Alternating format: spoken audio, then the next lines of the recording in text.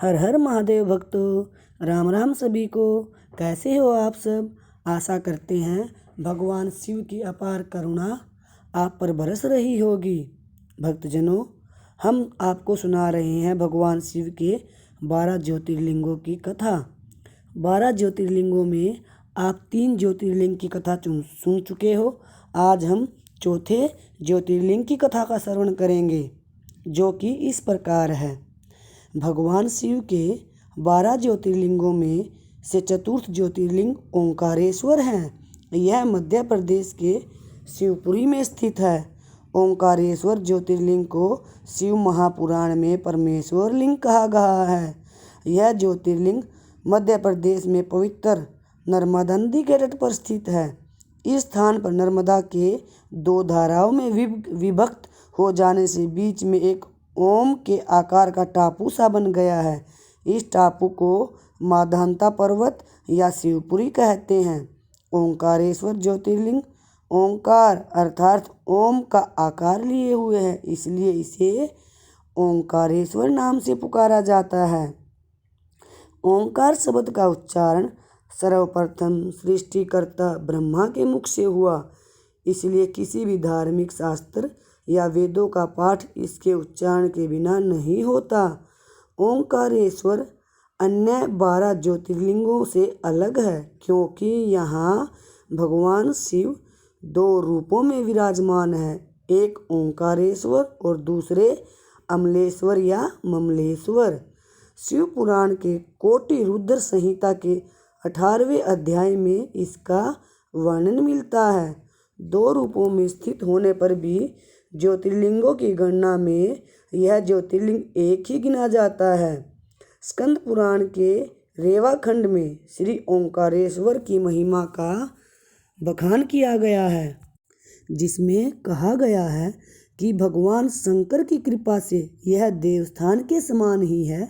जो मनुष्य इस तीर्थ में पहुंचकर अन्नदान, तप, पूजा आदि करता है अथवा अपना प्राणों उत्सर्ग यानी मृत्यु को प्राप्त होता है, उसे भगवान शिव के लोक में स्थान प्राप्त होता है।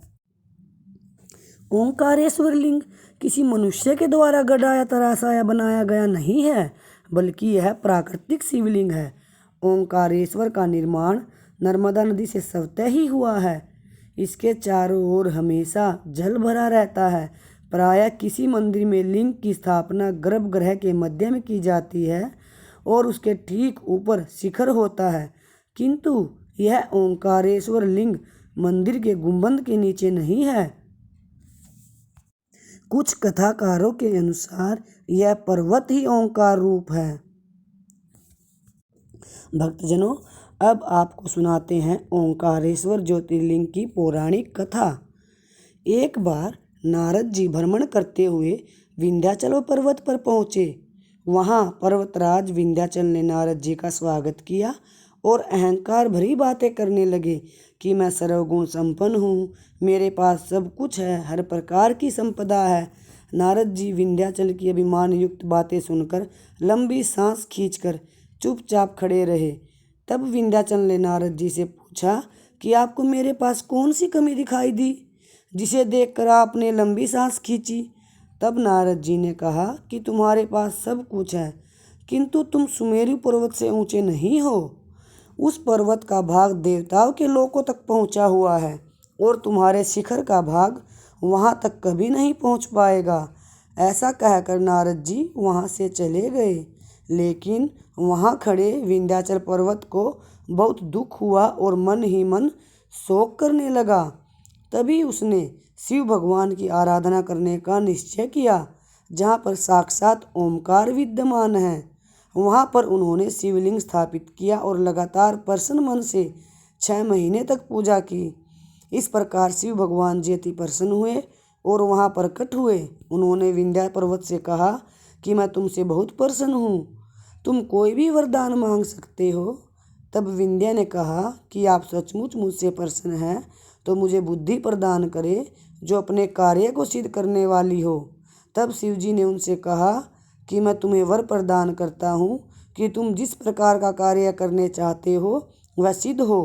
वर देने के पश्चात वहाँ कुछ देवता और ऋषि भी आ गए। उन सभी ने भगवान शिव जी की पूजा की और प्रार्थना की, हे प्रभु, आप सदा के लिए यहाँ विराजमान हो जाइए। शिव भगवान अत्यंत प्रसन्न हुए। लोक कल्याण करने वाले भगवान शिव ने उन लोगों की बात मान ली और वह ओमकार लिंग 2 लिंगों में विभक्त हो गया। जो पार्थिव लिंग विंध्य के द्वारा बनाया गया था वह परमेश्वर लिंग के नाम से जाना जाता है, और जो भगवान शिव वहाँ स्थापित हुए वह लिंग ओमकार लिंग कहलाता है।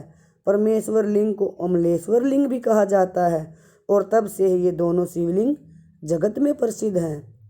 भक्तजनों, इस ज्योतिर्लिंग के विषय में एक अन्य कथा भी है जो इस प्रकार है। राजा मानधाता ने इस पर्वत पर घोर तपस्या करके भगवान शिव को प्रसन्न किया था। तपस्या से शिव भगवान जी अत्यंत प्रसन्न हुए, प्रकट हुए और बोले। तब राजा मानधाता ने शिव भगवान को सदा के लिए यही विराजमान होने के लिए कहा। तब से शिव जी वहाँ विराजमान हैं, इसलिए इस नगरी को ओंकार मानधाता भी कहते हैं।